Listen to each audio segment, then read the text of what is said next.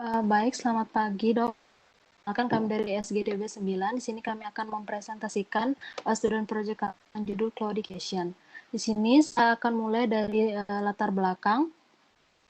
Di sini claudication sendiri didefinisikan sebagai nyeri otot iskemik pada ekstremitas bawah, terutama yang paling sering dirasakan pada bagian betis yang merupakan manifestasi paling umum dari penyakit pembuluh darah perifer. Claudication intermittent merupakan gejala yang paling sering muncul pada penyakit arteri perifer atau PAD, di mana diperkirakan sekitar 20-40 juta dari total 200 juta penderita PAD akan mengalami intermittent claudication ini. Claudication sendiri tidak mengancam nyawa ataupun mengancam ekstremitas bawah, tetapi lebih berdampak pada kualitas hidup si penderita, sehingga untuk pilihan terapinya lebih difokuskan untuk meningkatkan kualitas hidup dari penderita itu sendiri. Sehingga di sini kami dari SGDB 9 akan membahas lebih lanjut dan lebih mendalam tentang claudication ini sendiri. Selanjutnya akan dilanjutkan oleh teman saya. Perkenalkan, nama saya Jonathan Setiawan dengan 3 nidra gerah Tuhan. Di sini saya akan menjelaskan definisi claudication. Secara definisi, secara dari dulunya sendiri, dari Latinnya itu berdasarkan claudicare yang diartikan sebagai to limp atau pincang. Di sini itu ada hubungan erat dengan penyakit kardiovaskular, terutama pada atherosclerotic blockage, di mana ada penumpukan pada lemak di bagian arteri perifer dari ekstremitas bawah pasien. Di sini bisa dibilangnya juga claudication intermittent, bisa dibilang sebagai penyakit namanya peripheral arteriodosis, di mana ini adalah disebabkan oleh akumulasi dari metabolic product yang dibuat oleh otot di bagian ekstremitas bawah, sehingga bisa menstimulasi nervus sensoris yang akan membuat rasa sakit ketika pas jalan ataupun beraktivitas pada normalnya. Jadi ini biasanya di-trigger atau dirasakan pada saat orang lagi olahraga atau berjalan kaki dan akan hilang jika diistirahatkan beberapa menit. Mungkin akan dijelaskan oleh teman saya selanjutnya. Baik, perkenalkan nama saya Komang Suyasa dengan 3 JIM terakhir 054. Di sini saya akan menunjukkan presentasi mengenai epidemiologi. Jadi untuk studi epidemiologi terbaru itu yang khususnya untuk mengenai claudicatio itu cukup jarang ditemukan. Dan untuk satu artikel itu menyebutkan terjadi kejadian untuk claudicatio itu sekitar 2% pada usia 40 sampai 60 tahun dan 6% pada usia 70 tahun ke atas. Pada penelitian oleh Focus, FDR, dan rekan-rekannya itu berdasarkan Ankle Brachial Index atau ABI, itu ditemukan peningkatan resiko claudicatio sekitar 0% pada sekitar 0% pada usia 35 sampai 44 tahun menjadi 31% pada usia 65 sampai 75 tahun. Pada ABI yang sama, pria lebih beresiko daripada wanita dan ras kulit putih itu lebih beresiko daripada ras kulit hitam. Sekian presentasi dari saya, selanjutnya akan dilakukan oleh rekan saya. Baik, presentasi akan saya lanjutkan. Perkenalkan, saya Niputu Mira Karla Dewi dengan 3 digit terakhir 148. Jadi saya akan menjelaskan tentang etiologi dan risk factor dari claudication ini. Jadi claudicatio ini merupakan gejala yang paling sering muncul pada penyakit arteri perifer atau PAD. Jadi penyebab dasarnya itu muncul karena adanya aterosklerosis, sehingga faktor resiko claudicatio itu sama dengan faktor resiko dari proses aterosklerosis tersebut. Untuk faktor resikonya itu yang pertama ada yang dapat dimodifikasi dan yang kedua tidak dapat dimodifikasi. Yang dapat dimodifikasi ada hiperkolesterolemia, di mana kolesterol yang tinggi dapat menyebabkan darah menjadi mudah membeku sehingga memungkinkan terjadinya penyumbatan pada arteri. Yang kedua ada merokok, itu penelitian menunjukkan bahwa merokok itu berisiko 3 kali lebih tinggi terkena claudicatio intermittent daripada yang non-perokok. Dan merokok itu juga dapat menyebabkan oksigen tidak mampu mencapai jaringan tubuh, dan juga dapat menyebabkan kerusakan pada pembuluh darah. Yang ketiga itu ada diabetes mellitus, di mana resistensi insulin itu dapat memicu pengeluaran mediator inflamasi dan jika disertai dengan dislipidemia, dia dapat mempercepat terjadinya aterosklerosis. Selain itu, dia akan menghambat pengeluaran nitric oxide yang menyebabkan disfungsi endotel sehingga juga mempercepat proses aterosklerosis tersebut. Dan DM ini juga dapat memperburuk prognosis pada claudicatio. Selanjutnya ada hipertensi. Hipertensi ini merupakan faktor risiko penyakit umum pada kardiovaskuler dan stroke, tapi mekanismenya masih belum diketahui bagaimana dia dapat mempercepat proses arteriosklerosis. Yang kelima itu obesitas, di mana ini sering terjadi bersamaan dengan sindrom metabolik yang lain seperti DM, hiperlipidemia, dan lain-lain, di mana apabila obesitas yang terjadi dengan sindrom metabolik yang lain dapat meningkatkan risiko 40 hingga 50% terkena penyakit PAD. Yang keenam ada inflamasi. Beberapa penelitian menyebutkan bahwa pasien claudicatio intermiten itu terdapat peningkatan CRP atau C-reactive protein, di mana itu merupakan salah satu tanda dari proses inflamasi. Adanya inflamasi dapat mempercepat aterosklerosis karena plak akan bertambah. Kemudian yang kedua itu ada faktor risiko yang tidak dapat dimodifikasi, jenis kelamin. Untuk perbandingannya sebenarnya sama laki-laki dan perempuan, namun beberapa penelitian menyebutkan laki-laki lebih beresiko dibandingkan perempuan. Untuk usia, risiko terjadinya claudicatio intermiten berbanding lurus dengan peningkatan usia, dan genetik disebutkan bahwa familial hiperkolesterolemia itu merupakan suatu kelainan autosomal menyebabkan LDL tinggi karena kelainan pada gen reseptor LDL. Sekian dari saya, dilanjutkan oleh teman saya. Baik, perkenalkan saya Paninya Matriarti Satyawati dengan 3 digit NIM terakhir 031. Di sini saya akan menjelaskan patofisiologi dari claudicatio. Jadi sebenarnya patofisiologi dari claudicatio itu berawal dari faktor risiko yang sudah dijelaskan oleh teman saya tadi. Di sini ada beberapa mekanisme yang bisa menyebabkan patofisiologi dari claudicatio. Yang pertama itu adalah inflamasi, di mana inflamasi ini terjadi karena ada peningkatan dari biomarker inflamasi, misalnya seperti C-reactive protein. Kemudian nantinya terjadinya inflamasi pada pembuluh darah ini itu akan menyebabkan berkurangnya aktivitas dari nitric oxide, dan berkurangnya aktivitas dari nitric oxide ini akan menurunkan kemungkinan terjadinya vasodilatasi. Kemudian yang kedua itu ada vascular dysfunction, di mana rusaknya endotelium juga menyebabkan berkurangnya aktivitas dari nitric oxide tadi. Dan di sini karena berkurangnya nitric oxide itu akan menghalangi aliran darah ke ekstremitas bawah kita, sehingga lama-kelamaan itu bisa terjadi limb iskemia. Nah, limb iskemia itu normalnya akan menginisiasi yang namanya angiogenesis. Namun pada peripheral arterial disease karena terjadi metabolic dysfunction, makanya limb iskemia ini dia akan menyebabkan angiogenesis itu terhambat. Jadi untuk pembentukan pembuluh darah barunya itu akan terhambat sehingga aliran kapilernya itu juga menurun. Kemudian untuk skeletal muscle dysfunction itu bisa terjadi karena limb ischemia yang terjadi secara terus-menerus atau terjadi dalam jangka waktu yang lama. Di mana perubahan pada otot rangka ini itu termasuk di dalamnya adalah perubahan massa otot, di mana massa ototnya itu menurun yang disebabkan karena adanya disfungsi dari mitokondria. Mungkin sekian yang dapat saya sampaikan, akan dilanjutkan oleh teman saya. Terima kasih. Baik, perkenalkan nama saya Gusti Gata Putra dengan 3 digit NIM terakhir 232. Di sini saya akan melanjutkan mengenai tanda dan gejala dari claudicatio tersebut. Gejala utama dari claudicatio ini biasanya berupa nyeri dan juga kram pada kaki, di mana nyeri yang disebabkan oleh claudicatio ini dapat dirasakan sebagai nyeri tajam, nyeri tumpul, nyeri berdenyut, dan juga bahkan seperti rasa terbakar. Rasa sakit yang dirasakan ini mungkin hilang jika lokasi yang terpengaruh diistirahatkan selama 2-5 menit, tapi juga dapat terulang kembali dalam kelompok otot yang sama. Ketika rasa sakit terus berlanjut setelah istirahat, menandakan bahwa arteri yang tersumbat itu menjadi lebih buruk.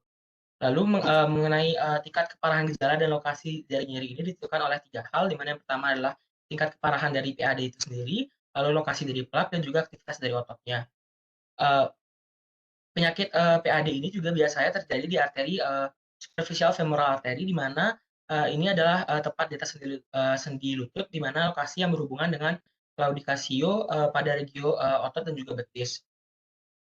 Claudicatio pada paha dan juga pada bokong dapat terjadi jika aterosklerosis telah menyebar ke regio aortoiliac dan juga bahkan bisa menyebabkan erectile dysfunction.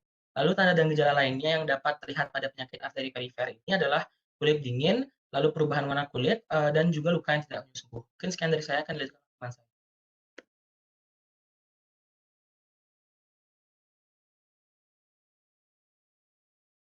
Baik, izin melanjutkan. Perkenalkan nama saya Adi Sugandi digit terakhir 168. Di sini akan menjelaskan diagnosis dari Claudicio. Jadi untuk Claudiasi ini pada umumnya orang-orang menganggap hal ini adalah hal yang normal karena akibat dari penuaan. Tetapi untuk diagnosis sendiri, pertama itu dapat menggunakan auscultation, di mana menggunakan stetoskop untuk mengecek leg vein atau abdominal vein untuk mendengar adanya suara bising. Lalu kedua itu the ankle brachial index atau ABI, di mana pengecekan tekanan darah pada lengan dan tungkai kaki pada pasien, lalu dibandingkan hasilnya menggunakan sphygmomanometer. Lalu yang ketiga menggunakan treadmill test, di mana pada umumnya penyakit Claudiasi ini untuk orang normal biasa ankle brachial index itu normal, tetapi perlu adanya stres. Jadi untuk pengecekan AB ini diperlukan treadmill test sebelum dan sesudah. Jadi untuk membandingkan adanya tingkatan nilai AB index pada sebelum stres terjadi sama setelah stres terjadi. Lalu yang keempat bisa menggunakan angiogram, biasa disebut juga sebagai arteriogram, di mana hal ini menggunakan kontras dan bersifat pasif. Jadi menggunakan kontras dan diberikan sinar X untuk mengecek apakah ada sumbatan di arteri atau tidak. Lalu yang terakhir menggunakan Doppler ultrasound, di mana menggunakan USG dan juga menggunakan berfrekuensi tinggi. Jadi nanti diberikan frekuensi tinggi ketika ada hambatan, kemungkinan ada sumbatan yang terjadi pada arteri tersebut. Sekian dari saya. Terima kasih.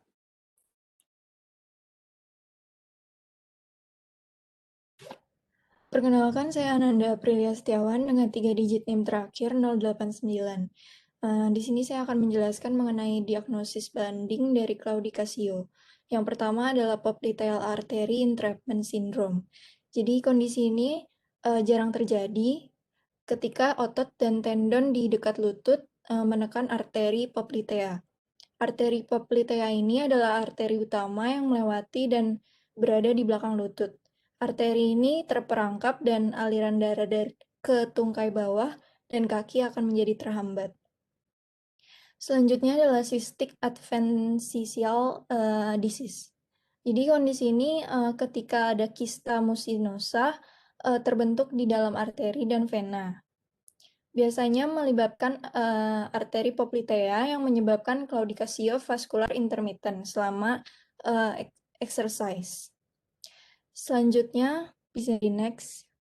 Selanjutnya adalah arterial compression by osteochondroma atau other bone lesion.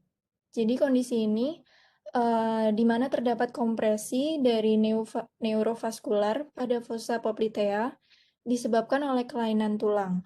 Kelainan tulang biasanya berupa osteochondroma pada tibia posterior. Untuk selanjutnya adalah fibromuscular dysplasia. Kondisi ini langka, di mana pasien memiliki pertumbuhan sel abnormal pada dinding arteri sedang dan besar. Pembuluh darah yang kuat dan lentur diganti dengan sel yang lebih berserat, sehingga tampak menyempit atau stenosis. Selanjutnya bisa di next. Selanjutnya adalah Takayasu arteritis. Ini adalah bentuk penyakit vaskulitis yang langka, melibatkan peradangan di dinding arteri terbesar di tubuh. Peradangan ini menyebabkan penyempitan arteri dan dapat mengurangi aliran darah ke bagian tubuh bagian bawah. Selanjutnya, Buerger disease. Ini adalah penyakit peradangan dan trombosis akut arteri dan vena di tangan dan kaki. Gejala awalnya adalah claudication atau nyeri pada kaki atau tangan saat istirahat. Kebanyakan pasien ini adalah perokok berat. Sekian dari saya, dilanjutkan oleh teman saya. Baik, perkenalkan nama saya Bagus Dedi Fapidadarurus dengan 3 digit yang terakhir 130. Jadi untuk prognosis dari Claudication ini sendiri, prognosisnya itu dipengaruhi oleh beberapa hal, yaitu adanya jika pasien merokok, lalu memiliki hipertensi dan juga kadar gula darah yang tinggi, itu dapat mempengaruhi outcome dari pasien ini, di mana hal tersebut bisa menyebabkan sulitnya pasien untuk sembuh dari kondisi ini. Namun jika pasien merubah gaya hidupnya seperti berhenti merokok, lalu mengurangi lemak pada tubuhnya, dan juga mengikuti gaya hidup sehat dan juga memperhatikan makanan-makanan yang menghindari tensi tinggi dapat menyebabkan prognosis menjadi lebih baik. Jadi sekian, mungkin teman-teman bisa lanjutkan. Baik, selanjutnya saya akan menjelaskan mengenai komplikasi. Perkenalkan, saya Alicia Madeline dengan 3 digit tim terakhir 135. Jadi, kasus Claudio Casio yang parah dapat menyebabkan komplikasi yang serius, termasuk sakit terus-menerus.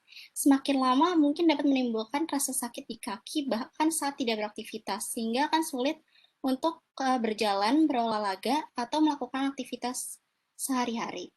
Yang ketiga, dapat menyembuhkan luka dan luka kulit yang lambat. Keempat, kulit yang dingin dan gelap secara kronis. Yang kelima adalah rambutnya rontok. Yang keenam, ketidakmampuan untuk ejakulasi atau hipotensi. Yang ketujuh adalah jika terinfeksi, maka dapat terjadi gangren dan itu bisa menyebabkan terjadinya amputasi. Jika Claudio Casio tidak diobati, maka bisa mengalami amputasi, cacat permanen, serangan jantung, dan stroke. Sekian dari saya, terima kasih. Baik, perkenalkan nama saya Hyang Ayudi dari Dumaranang dengan 3 digit NIM terakhir 091. Saya akan menjelaskan tentang manajemen. Jadi untuk tujuan pengobatan medis untuk PAD sendiri itu berfokus pada 2 bidang, yaitu membantu pasien untuk hidup lebih lama dengan mengurangi morbiditas dan mortalitas kardiovaskular, dan membantu pasien untuk merasa lebih baik dengan meningkatkan kualitas hidup. Untuk manajemen medis PAD itu meliputi modifikasi faktor risiko, pengobatan, dan olahraga. Untuk modifikasi faktor risiko ada penghentian merokok, mengontrol tekanan darah, melakukan perawatan yang komprehensif dan multidisiplin untuk pasien dengan diabetes, dan mengontrol indeks massa tubuh. Untuk pengobatan ada 2, yaitu statin dan terapi antiplatelet seperti menggunakan aspirin dan clopidogrel. Dan yang terakhir itu olahraga. Jadi pasien itu umumnya harus berjalan sampai mereka mengalami ketidaknyamanan sedang dan berhenti, lalu istirahat sampai nyeri reda, dan kemudian mulai berjalan lagi. Sekian dari saya. Selanjutnya, perkenalkan saya Muhammad Aiman Biharun dengan 3 digit NIM terakhir 252. Jadi dari kesimpulannya kita bisa mendapatkan bahwa claudication itu merupakan satu rasa nyeri di lower extremity, khususnya itu di calf, thigh, ataupun di buttocks. Nah, simptom-simptom claudication ini termasuk muscle fatigue, pain, ataupun cramp. Dengan epidemiologinya bisa dibilang sangat langka, 2 hingga 6% di dalam jangka umur 40 sampai 70 tahun. Beberapa cara-cara mendiagnosa claudication ini menggunakan tes auskultasi, ankle brachial index test, treadmill test, Doppler ultrasound, sama angiogram. Adapun differential diagnosisnya itu popliteal artery entrapment syndrome, cystic adventitial disease, atrial compression by an osteochondroma ataupun other bone lesion, fibromuscular dysplasia, Takayasu arthritis, dan Buerger disease. Terus prognosisnya itu bisa dibilang tergantung dari pasiennya sendiri. Bisa menyebabkan sehingga kematian melalui faktor risiko yang dialami pasiennya, seperti apakah pasien itu merokok, apakah pasien itu mengalami hipertensi, dan apakah blood glucose level pasiennya. Manajemen dan medication claudication itu dengan melakukan pengubahan gaya hidup seperti stop smoking, control hypertension and blood glucose level. Medication seperti yang tadi dibilang itu dengan statin dan aspirin. Sekian dari kami SGDB 9. Terima kasih.